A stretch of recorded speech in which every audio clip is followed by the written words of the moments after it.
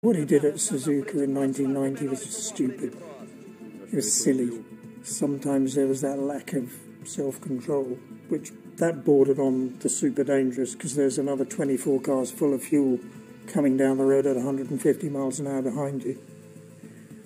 When I interviewed Ayrton in Australia, after the Grand Prix in Japan, it was my opinion that it was intentional. I mean, that was a complete confrontation. And of course he was very upset. And he said, Stuart, not Jackie, but Stuart, I'm surprised you would ask a question like that, a racing driver. And I race to win, and I need to be the fastest driver, and whatever it takes to win. And really, the commentary broke down. And he says, I will never speak to you again. It wasn't the end of my life, but nevertheless, it was a strong statement. In Adelaide, the year later, I'm in my hotel and I get a telephone call. And he said, Jackie, I want you to know that this evening I'm going to put a press release out that I did it intentionally.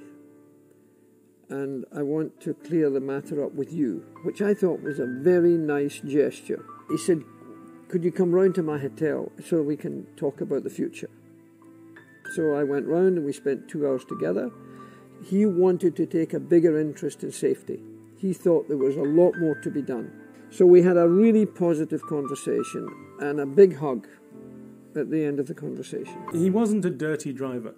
He was a rough and tough driver, but he wasn't dirty like Michael. The irony was, of course, that Alain Prost wasn't a dirty driver either. But Alain Prost was a dirty driver on that one afternoon in Japan, where he took off Ayrton, and he did it so badly. That's the thing I sort of like about Alain, because he did it like an amateur, because he didn't know how to do it. You know, what Ayrton did to him a year later was entirely justifiable in my book. That doesn't make him a dirty driver. It makes him, in a way, an honourable driver, because he was balancing the books. You know, this is what he called fair, and I sort of understand that. Personally, think was his greatest moment was when Martin Donnelly had his accident, and Ayrton went to see what help he could give, and Martin was very badly injured and was laying with his legs at horrible angles on the track. And it was a very ugly scene. And when I got there, Ayrton it wasn't what I expected.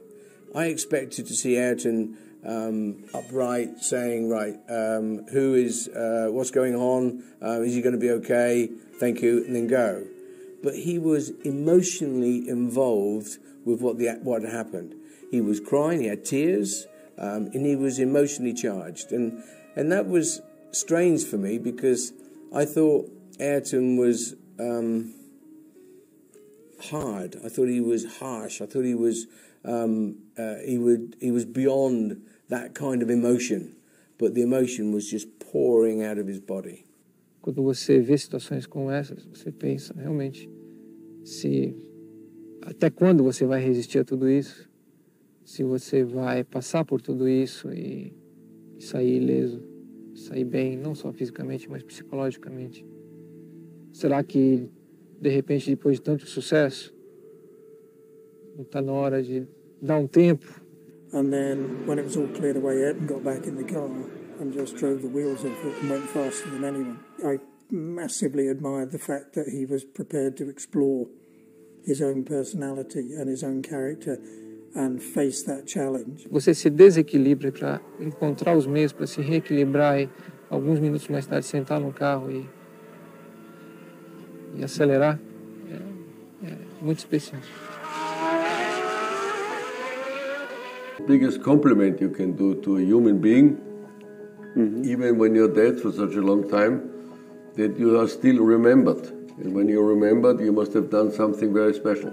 Whenever I was asked by a lot of people, who do you think was the greatest driver, I said, you cannot compare, because every century is different, but the only one I can tell you I like is Senna. I always resented very much that Michael Schumacher broke the record of poles of Senna, because Of course, he would never done it if Senna was still alive. He would never done it. But